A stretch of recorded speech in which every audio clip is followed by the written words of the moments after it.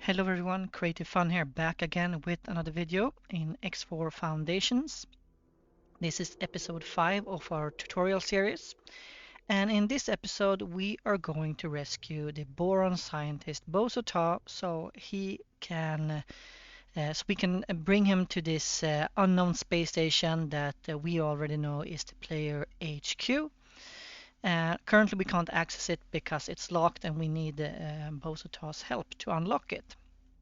So right now we are in an unclaimed system called Heretic's End.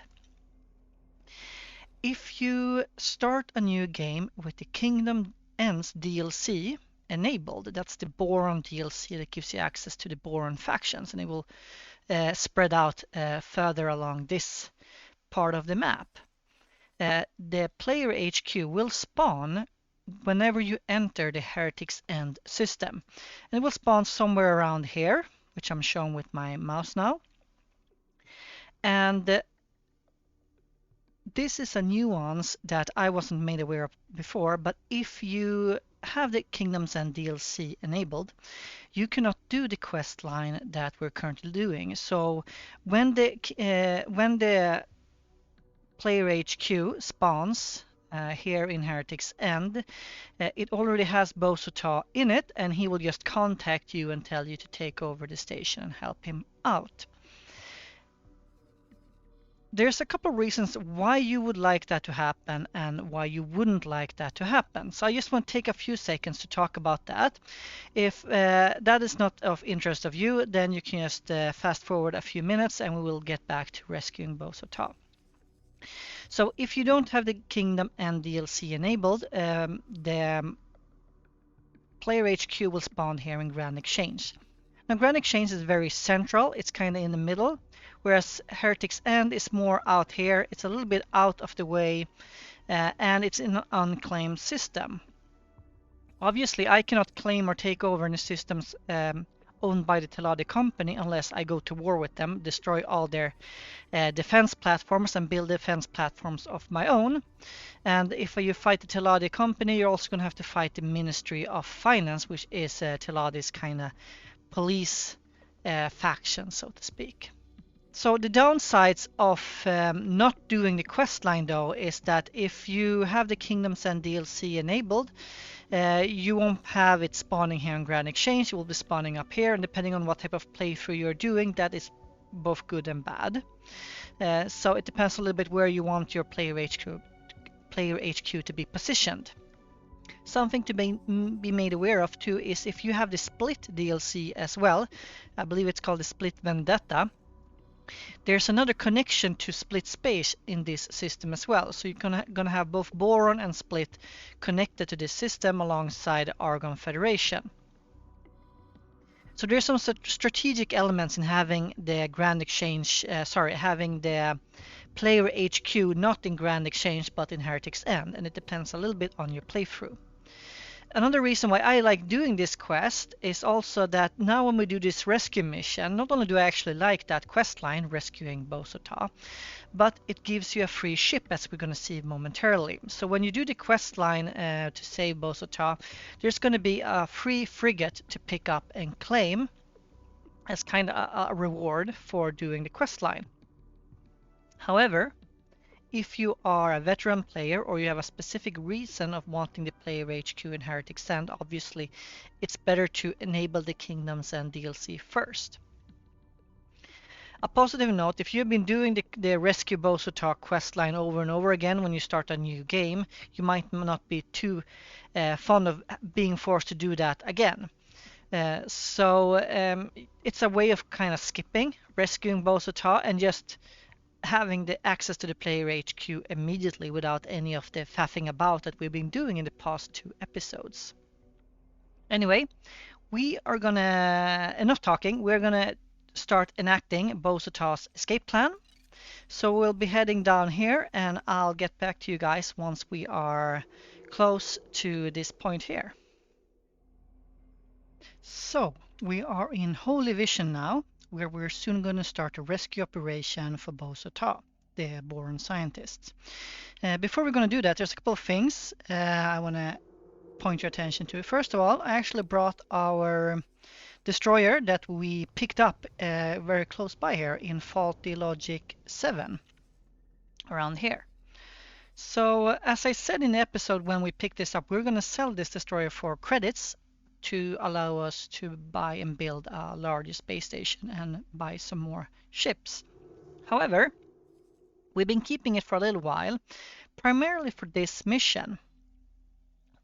So we're soon going to find ourselves in some combat, and I figured it might be nice to have this destroyer help us out before we sell it.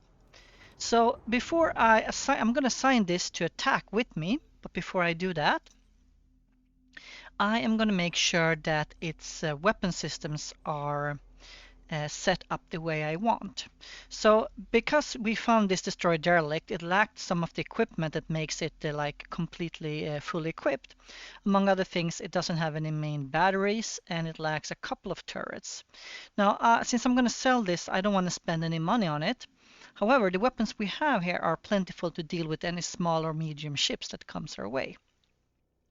To make this ship work a little bit more effective, I have told it to attack my current enemy. That means the destroyer's current enemy. So if the destroyer decides it's going to attack a ship, that becomes that destroyer's current enemy, and all the turrets are going to lock onto that specific ship. There's a few settings here you can tell it to do. You can tell it to attack all enemies. That's also good. Or depending on what type of destroyer or what type of enemy you try to engage with the turrets, you can tell it to focus on something. You have only or first. So only capital ships means that it will only attack capital ships. If you select capital ships first, it means that it's going to prioritize any capital ships that are enemy within the range. So you can, in this scenario we're using it, my current enemy or all enemies are fine. What I'm going to do is I'm going to leave the beam turrets, the large beam turrets, as attack my current enemy. I have disarmed the dumbfire rocket because I don't want to use that right now. And I'm going to do all the other ones, the medium turrets are going to be attack all enemies. So any enemy that approaches this ship is going to be attacked by the medium turrets, and any enemy that I want to focus down with my large turrets, I need to assign it to attack that ship.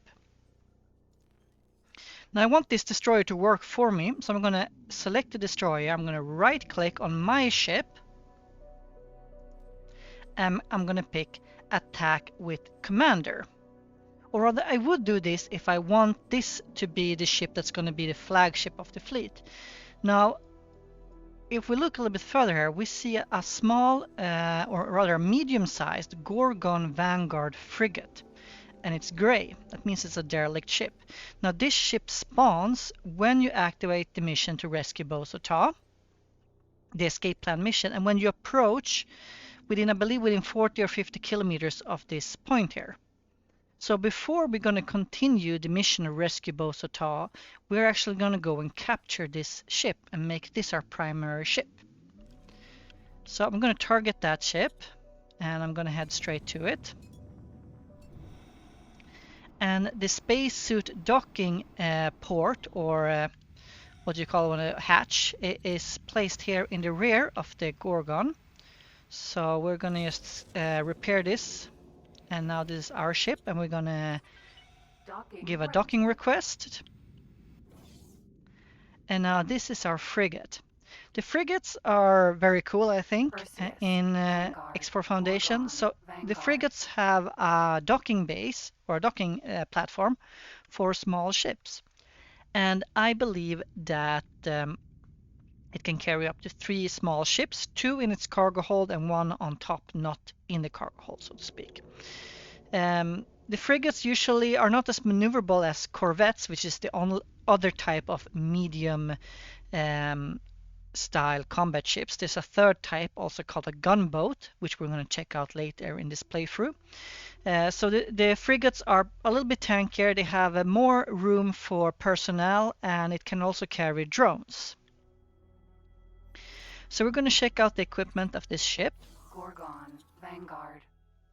So we're gonna go over here. I'm gonna check. We have medium shard turrets. These are pretty good.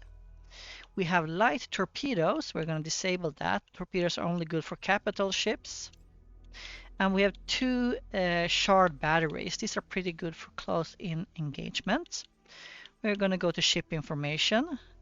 And we're gonna set the shard turrets in our loadout here to target all enemies. So, no wait, actually we will attack my current enemy so we can focus fire. That's good enough for now. Let's see, we have a couple of laser turrets, laser towers we can deploy, and we have a couple of mines that we're gonna sell when we get the opportunity. Few flares, but unfortunately no satellites or advanced satellites. In the information tab in ship overview, we can check out it has the Argon equipment, so Argon travel engines. Makes it a little bit slow, but slightly faster boost speed and regular speed. With the Paranid engines equipped, this would be very fast in travel speed, but even slower in normal speed and slower boost speed. So overall, a decent combat outfit for this ship. We have Mark II thrusters, that's good. We have Mark II shields, that's very good. All Argon equipment gives us over 22,000 in shields. So this ship is quite beefy and tanky. We have a full suite of software, and then we have the consumables that we checked out earlier. So this is going to be our new kind of flagship, our new player flagship. So we're going to right click and rename this to, let's keep up the arrow naming convention as long as we can. We can call this Big Arrow. Confirm. So we now have actually 3 ships in our fleet. So we're going to tell our destroyer to join up with us. And we're going to right click on our Big Arrow, which is going to be our command ship right now. And we're going to tell it to, let's see here, intercept for commander. So there's a few type of AI commands that you can pre-design or predetermine with your inside your kind of fleet role. So we're going to go over this a little bit more once we start building up a proper fleet to take on the Xenon. But in this case, we're going to have it intercept for commanders, because intercept means we're going to attack small and medium ships. So any enemy small and medium ships that is within range of the destroyer is going to be engaged by the destroyer. Bombard is the same command but for large and extra large ships. So it has to be an enemy ship that's within range of the destroyer. Then we follow commander, mimic commander's behavior. Those are not interesting for us right now. We can also do attack with commander. That means it's going to attack any ship that we are attacking. That's our target. And we don't really want to do that now. We want it to help us attack if we engage multiple targets, for example. If we have attack with commander, we'll only attack the enemy that we currently have selected. And defend commander means that any enemy that attacks us will automatically trigger the destroyer to attack that. However, our destroyer is quite beefy and big, so we want it to attack any ship that comes close to us that is a small or medium ship. We're also going to tell our little arrow here, which is our purses that we got for free, and we're going to assign it to this one. We're actually going to assign to defend us. So any ship that attacks us specifically, this purses will start engaging. The reason I do this is because the Perseus is a small ship and it has far less shields than either the frigate or the destroyer that we have here. This means that if we send this out and tell it to attack or intercept small or medium ships, it's immediately going to go off. It's much faster than us, and it's going to start fighting against ships that may or may not be more powerful than it is. But if we set it to defend, that means it will only attack ships that's attacking us. So it's less likely to draw fire or be attacked by itself, which is good because we want this ship to survive. It's a very good ship to have. And then we are going to keep our frigate as our command ship for this operation.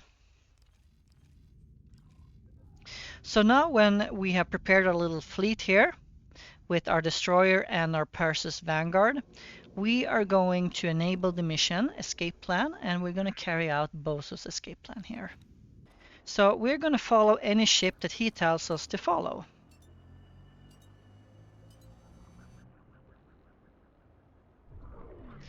Now, one thing to note is that this frigate has a much longer spool-up time for its travel drive than our Perseus Vanguard. And the Argon travel engines are usually a little bit slower than the Paranid travel engines. Our ship also takes longer time to slow down, since it's a bigger, more massive ship. So that's important just to know and be prepared for. So it seems that Boso Ta is carrying out his operation around this trading station, this Paranid trading station. So we're just going to keep an eye on this ship. I'm going to follow it. We're going to use the match target speed function later to keep up with this transport ship. Now, one thing to note is that these transport ships are pretty slow. So this mission will probably take some time to complete since we have to follow this to a predetermined position. So I'm going to be cut in between the parts where nothing happens. So I'm enabling matching target speed, and I have it bound to a key, but you can also just press A on your controller or right click on the ship, and you'll have match. Here you can select match target speed. Now if you untarget this ship, it's going to change if you target a different ship. So if you lose target on this ship, it's going to reset this matching speed. You have to redo it. But this match speed actually makes this mission a little bit more comfortable. It's almost like a cruise control. And if you increase throttle, you can do that. And you can actually adjust your speed by increasing your speed with either your controller or your mouse to get closer. It seems my disappearance has been noticed. I expect my ship is at a safe distance. I can't say the same for the others. Please be alert. I will order our ships to intercept targets. You will join them while I investigate further. Yes, brother. I believe they're now going to send a few ships after this one here. And they are soon going to turn hostile. Hopefully, if they turn hostile, our destroyer here. You can see the two ships here. I will not. Then prepare to die. So now these ships turn hostile and we have to engage them. I've successfully done. I will begin my work.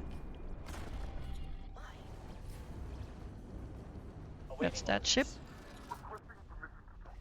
And I believe the other ship was also destroyed, possibly by our Perseus there. So this is some of the advantages of having a fleet and setting it up. They will take care of the enemies for you.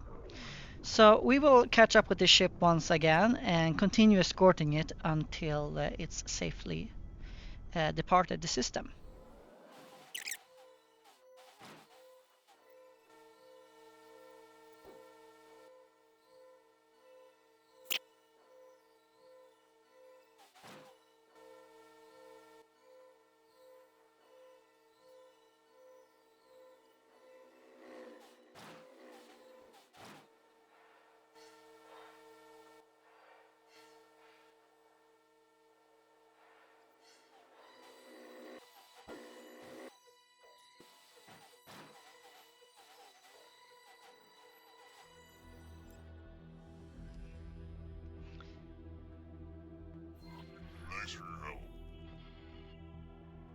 So there we go, what felt like almost an unreasonable amount of time to escort that ship. It's finally made it out of the sector, and interestingly enough, it went straight into the Xenon sector. So I'm guessing that ship should probably blow up very soon. So we finished the mission now, finally, and we headed over to the Paranid Wharf just to have a look at if we can get the ship some upgrades or if we're going to keep its current configuration. I also wanted to sell the mines because I almost never use mines in this game. So we're going to first go over here and we're going to sell some of the mines it has, and it gets us quite a few credits for that. I'm not going to use the Mark II laser turrets, but we're going to add about add a few additional Mark I laser turrets. We're going to stock up on flares. And we are gonna see if I think we're gonna put on some cargo drones and some defense drones on this ship. And we are probably not going to use the torpedo launcher, so we're actually going to switch that in. We're going to see if we can trade that into something else. We currently don't have enough reputation with the Holy Order of Pontifex to buy a tracking launcher. Ideally, I would like a tracking launcher on this one. But hopefully soon we'll get enough reputation with the Argon Federation. So at the very least, I'm going to sell this torpedo launcher because I don't intend to use torpedoes with this ship, and it will give us quite a lot of credits as well for that. We can't really get a better turrets. These are quite decent turrets, and once we get a better reputation with the Argon Federation, we're going to get the best turrets for this type of ship. We could potentially get the Combat Mark III thrusters, which will increase our maneuverability a bit. But that's a quite expensive upgrade, and I'm probably not going to use this as my main player ship that often. I'm probably going to put a new captain on board this ship. So I'm going to leave the rest as is. We could get some crew here to help with repairs and stuff. Or if we want to start boarding other ships, we could also put on quite a lot of marines. But for now, I'm actually not going to do it because I don't really have a need for it right now. We might add some crew later if we want to. So I'm going to leave the ship basically as we got it, but selling all our torpedoes and selling our torpedo launcher. And I'm just going to add that to shopping list. That's going to give us about 230,000 credits. Confirm order. So while that is happening, we're going to do one more thing. So this destroyer we got to sell to earn us a lot of credits, and it's done its purpose now. It did it valiantly. It fought off the enemies that tried to stop Boso Ta from escaping. So this destroyer has kind of played out its role now. So we're going to first right click and remove all orders and assignments, and then we're going to send it to the Paranid shipyard here. I'm going to see if we can sell it for scrap. So the first thing we're going to do here is we're going to right click and we're going to upgrade and repair, because we're going to sell off all the extra equipment on board this ship to get us extra money, and this is a way to get squeeze every little credit out of this ship. So we're not going to touch the engines here, but we're going to go and we're going to sell these Mark II thrusters. We're going to take off all these shields. And we are going to take off all these large turrets. The small turrets, they don't give us as much money. We can check and see here how much they're worth, like 18,000, 37,000. Might be worth actually doing that. We're going to pluck off all the turrets here. And as you can see now, already 2 million credits. Now we're not going to get the full price of the destroyer that we got when we right-clicked earlier and put sell ship, but we're going to get more money.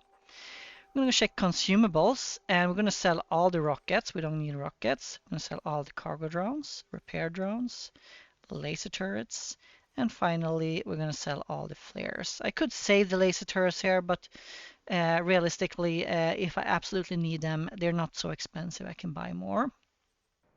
So that is us actually stripping this ship completely for parts. We're gonna earn 3.3 million credits, add that to shopping list, confirm order. So Captain Calm here is gonna go and do that. And while Captain Calm is over and stripping our ship for parts, we are gonna head to the player HQ and check that out. When you land, enter the elevator. So while we were traveling to Grand Exchange 1, a few things happened. Number one, Captain Calm here, he has completed his stripping this ship for parts, and he's just finished right now. We just got the cash, so we have over 5 million credits, and he's undocking now. Very soon, I'm actually going to take Calm here. I'm going to transfer him to my Paranid frigate, and I unfortunately, it will be a little bit of a demotion for him, but he will become captain of Big Arrow. Also, one other thing, our little guy here, Day, who has been working really hard building a reputation by selling energy cells, actually succeeded in making us reach reputation 10 with Argon Federation, which is great. This unlocks all the best weapons for small and medium ships. But to be able to use this reputation, we need to go to the Argon Federation headquarters, which their faction representative works. So we need to go here physically and talk to the faction representative and invite the representative, or accept the invitation by the representative to upgrade our reputation or improve our status. This will allow us to purchase small and medium combat ships, which is going to be very useful in fighting off the Xenon in Hatikva's choice. And it's putting us track to reach reputation 20, which we require to build, which we require to acquire the Argon blueprints for their defense turrets, the large plasma defense turrets and large shields and so on, so we can build a defense installation at Hatvika's choice. First things first, we are gonna call up Kelm here. Can I help?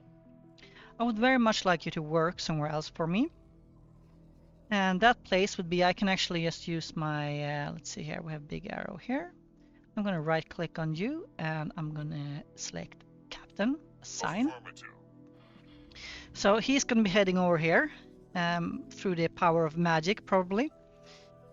Okay, so we have stripped this ship for parts, and now we're gonna sell the main hull. Now we could just sell it to the Holy Order of Pontifex shipyard here, and we'll get around 6,300,000 credits. What we also could do is we could sell it to the Argon shipyard over here. Now, if we sell this ship to the Argon shipyard, that means that this ship will become the possession of the Argon Federation. The Holy Order of Pontifex is currently at war with the Argon Federation, so if we sell this ship now, it's going to be blown up immediately by the Holy Order of Pontifex defense stations, turrets here, the defense platforms here. Unfortunately, I don't have a satellite here. If I had, I could actually watch the fireworks take place. But we're going to just check and see how much money we can get it from this one here. 6.4, and we had 6.3 here. So we could just sell it for like 100,000 credits extra here. And we'll do that. Sell ship. And click sell ship. Fortunately, now we can no longer see it, and there it disappeared. I'm gonna bet 100,000 credits that that ship is being blown up immediately. But we now have over 12 million credits here. That's a fantastic starting amount of money, and that's gonna help us build our empire.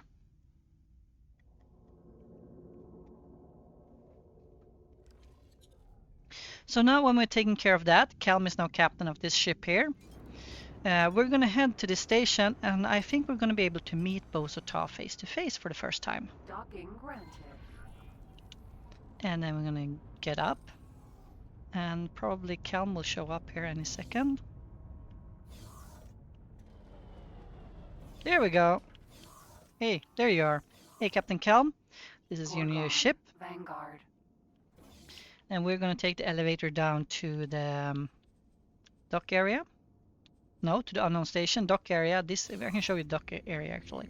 Dock area in the frigate looks like this, and this is where small ships can land. I'm actually not on the docking station. I'm actually still on board a ship. So let's head over to the unknown station. Take the elevator down to the ramp. And this is one thing I really like with X4 Foundation. It does scale very well. Like, this is how big this frigate is. This is up there where Kelm is sitting. You can actually see him sit there. Hey, Kelm. Hello. So this ship is huge. But it's still just a medium ship. So we're going to head down and meet up with Boso Ta.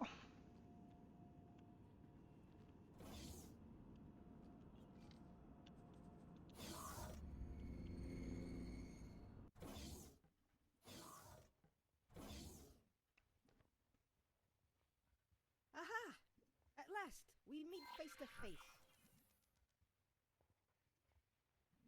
Is there anything I can help Yes, with? I have already made some progress. There appears to be several things we can research at this facility. Please take a look.